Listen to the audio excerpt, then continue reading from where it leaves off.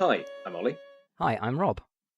and this is a comic strip AP of Dungeon World featuring the adventures of Alford Soultaker. So last time we saw Alford, he and Helda Gamethief were fleeing Frostbeach to get away from Inquisitor O'Brien, who has designs on putting Alford in manacles and taking him back to the mainland, and also from the carnage that's happening in Frostbeach overall as usurpers have come to free the prisoners and take over the prison camp. The war is part of me now. I have accepted that, and I feel it, like a noose that tightens the more I squirm. Wormblight is a part of that. My fall from grace, my capture, and my exile. I am sure that it somehow brings the war my way, relentless. Then so be it. If war is to be my shadow, then I shall become war. If Wormblight for some dark, cursed purpose will make others hound me, then I shall kill them, and turn its purpose to my own. I must find a way to rid myself of this dark weapon, but first I will use it. I feel its power untapped. Somehow, I need to communicate with the sword, and use that power for my own. I can see within it the soul of a monster, and I am, it would seem, still a monster hunter. Whilst Frostbreach is the main centre of bodies in the north, there are other people, foragers and hunters, people like yourself, who've gone off for a couple of weeks at a time to scout out other areas, and they would have brought horses with them. Now, you didn't have time to grab horses before you left Frostbreach. You left as quickly as you could, basically, because the whole place was on fire, and people were trying to arrest you. It was a terrible, terrible situation. However, you are now making your way through the forest. You and Helda have been tracking one of these foragers and pathfinders for the last day or so. You know you're near him. Where were you and Helda camped out? Immediately after escaping Frostbreach, Alford made straight for the tree line. He's been exploring, mapping, and foraging the woods to the north. Unfortunately, he wants to go south. So his and Helda's plan was to track along the tree line, which runs pretty much east to west. It's slow going, but it gives them cover, and they can travel pretty much with impunity to one of these small outposts. So they've been making their way west to the closest one. It's slow going, but safer. And have you been camping overnight? Where have you been staying overnight in between? Small camps, just making use of natural cover such as caves, small dens. Okay, so it's night because that's the best time to stalk things. And you're moving through the forest. You and Helda moving as quickly and quietly as you can, but you still got that crunch of snow as you're making your way through, because you're about 3 inches of snow. It's a foggy night, it's a moonlit night, so there's just the two of you moving under light of the moon, and you're approaching this small camp that's up ahead. You can see the smoke rising up on a campfire, and you hope that there's going to be some horses here that you can steal. There should be. You watch your approach. We need to get closer. We're good at moving silently, and if we take our time, we should be able to maintain that. Helda especially, to be honest with you. And we'll try and get as close as we can until we can get some sort of view into the camp and see who's around that fire. Make me a Defy Danger Dex to see how it goes. Dex is 9, so I get no bonus. I get 5 and a 4, so 9. You make your way up to this camp, and you can see that there are a few people sitting around a fire. And there are more people than you're expecting, and there's more people up than you're expecting. You're hitting this at like sort of 3 o'clock in the morning. That should be quiet as. It should be quiet as. There should be maybe one guy on guard, and then everyone else back in the little tents. But everyone is up, sitting around a campfire. It's about maybe 5 of them. They haven't noticed you, but they are up and about, and they look wary. Okay. There's 2 horses and a cart. 2 horses and a cart. Mm-hmm. Want that cart. We are going to get as close as we can, using thick cover to our advantage. We're not taking any risks, though. We're not going to go out on a limb and see if we can get closer. We're going to take our time over this. These guys look wary, but they don't look like they're packing up. They don't look like they're on the go. So keeping maybe 6-7 feet apart, keeping to the bushes, we are actually going to take a few minutes just to watch the comings and goings until we've got a feel of what these guys are doing right now. They shouldn't be up. That sounds very much like you're discerning realities, so roll plus your wisdom. Now, Alford is reasonably wise in these circumstances. Unless you get to 4. To 4. So, you are creeping your way through. You're paying so much attention to them that you don't notice the reason that they're up in the first place is stalking you. Suddenly, from out of the darkness, you can hear this of something coming towards you through the snow. And there is the noise of a gigantic bird shrieking, combined with a sort of guttural growl. What do you do? I'm not one for taking big risks, but neither am I one for putting my allies in danger. I shove Helda off to one side as hard as I can, turn to face what's coming, with the intention of diving, if I have time. Excellent. I think we're going to roll an entirely new move here, which we haven't rolled in this entire AP, which is Defend. Defend. When you stand in defense of a person, item, or location under attack, roll plus con. On a 10+, hold 3. On a 7 to 9, hold 1. So long as you stand in defense, when you or the thing you defend is attacked, you may spend hold 1 for 1 to choose an option. Redirect an attack from the thing you defend to yourself. Halve the attack's effect or damage. Open up the attacker to an ally, giving that ally +1 forwards against the attacker, or deal damage to the attacker equal to your level. Okay. Am I going for it? Roll, first of all. Ooh! That's a 12. That's a 12. Okay, so you get 3. You get hold 3, but also describe what Alford looks like. Describe what happens there. With just a fraction of a second to react, Alford has the instinct to protect his allies first and foremost and confront his attacker. He shoulder barges with a hefty impact into Helda, who curses and rolls away, disappearing into the darkness behind a bush. I've got no idea where she's gone. Alford whips around, arms wide, ready to either grapple or move from whatever's coming his way. Wide stance, he's ready. Excellent. Okay, you turn, push Helda out of the way, and screaming towards you is this hulking creature, combination of bird of prey and bear. It's got these talon-like claws. It's covered in feathers. It's got like an owl's head, but the body of a bear, and it is coming down on you fast. What do you do? Can I see what I know about owlbears? Okay, that sounds like you are going to spout lore, so roll plus intelligence, please. I have got a 9. You've got a 9, okay. The thing which you know, which is interesting in this situation and potentially useful to you, is that owlbears are solitary. So you're not expecting to suddenly get flanked by another owlbear. There is one, it's huge, it's terrifying, but it's likely to be all that you're facing. That said, any advantage that you had over the people that you're trying to sneak up on has going to be entirely gone by this point. That's okay. Alford turns, he bursts out of the bushes behind him, and he streaks straight across the camp, just yelling, Owlbear! Nice. And he's gonna leg it straight across the camp.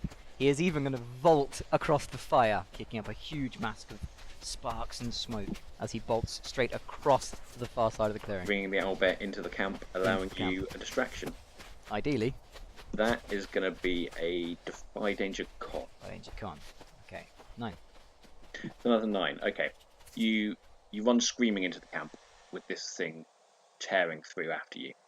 Yeah. And you can see the hunters and everyone that was already there. You realise now that they were up and about because there must have been an owlbear attack already. They're drawing swords. However, you can see that Helda is making her way around the other side of the camp and is working her magic on the horses at the minute, trying to steal the horses. You've got an option if you can keep the fight centred right here in the centre of the camp, which means probably you fighting the owlbear as well, of Helda getting the horses before anyone notices. What do you do? I'm going to assume that a great, gigantic, burly beast of an owlbear is going to be more of a distraction than a human being run by. I skid to a halt, turn around, and with a wide grin, reach across my shoulder, grip around Wormblight, unsheath it, take it in both hands, square my shoulders, and I just hamstring the nearest guy next to me. Nice. Okay, so you don't have to run faster than a tiger, you just have to run faster than the person next to you. Yeah.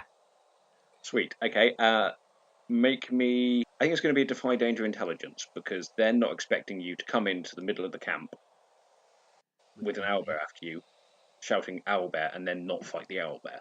So Yeah. it's a matter of whether they see it coming. So roll me Defy Danger Intelligence for quick thinking.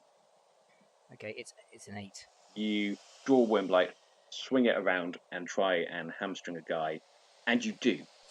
And you're feeling momentarily triumphant before the owlbear just completely smashes into you and knocks you over.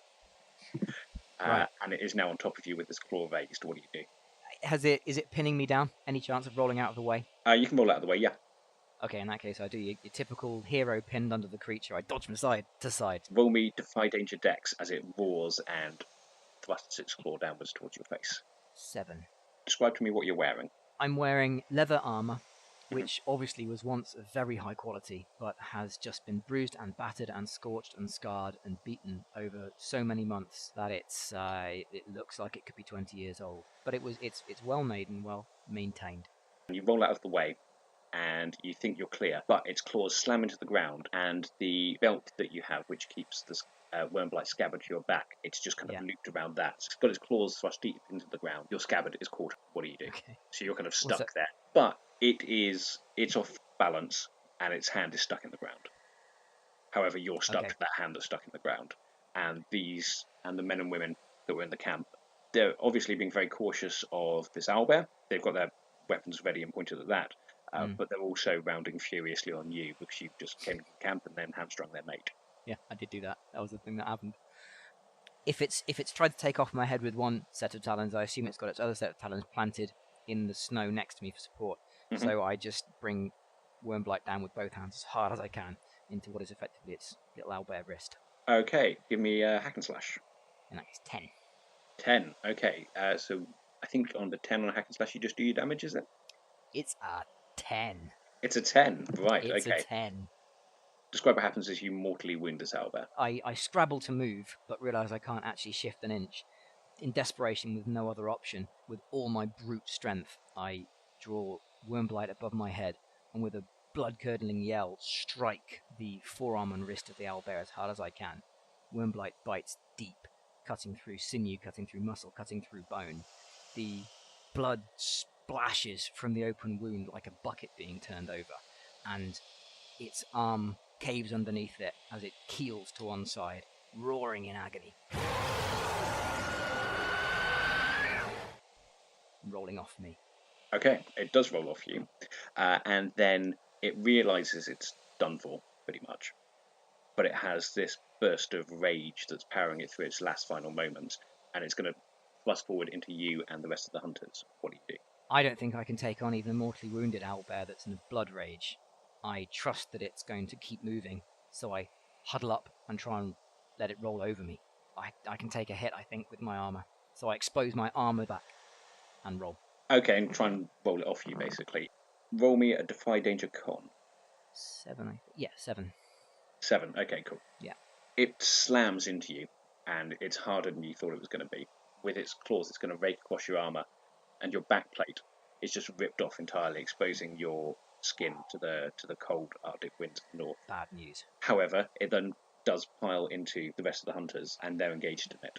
And you can see Helda from over the other side of the camp with the cart and the 2 horses signalling.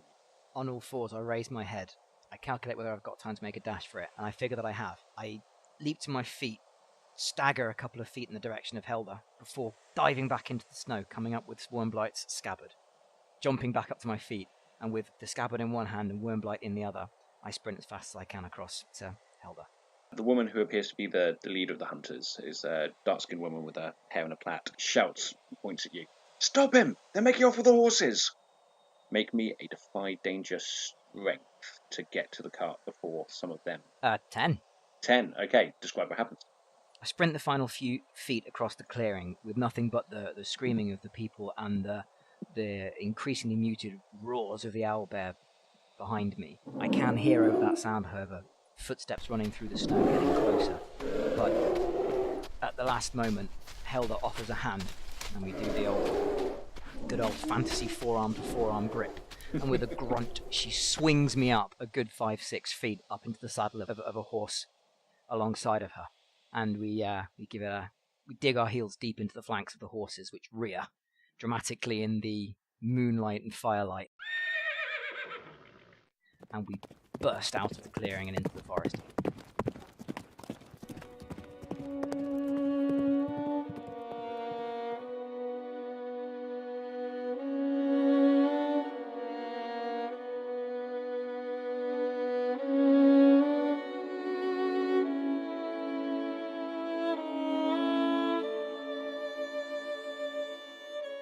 Don't drink too much, I'm going to Yeah, you say I'm Rob in a sec.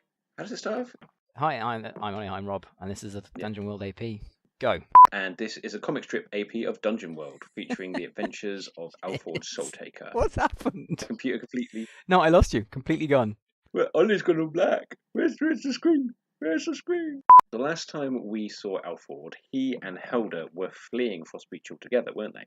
Weren't they? That's shit. So the last time we saw Alford, he and Helda were freeing Frostbreach from what's the Inquisitor called? The last time we saw Alford, he and Helda Gamethief were fleeing Frostbreach. What the fuck am I saying here? Is that okay? We can edit that together, can't we? Well, first, I just described for the listeners at home the little "I'm an animal running along the ground" that you did with your paws as you made your ba-dum noises, because it was adorable, Ollie. I think it added to... I mean, if that's not fearsome... You look like a little mole digging away at my screen. Hi, this is Jason from the Gauntlet gaming community. If you enjoyed this episode of Comic Strip AP, please consider supporting the Gauntlet on Patreon. Our page can be found at patreon.com/Gauntlet.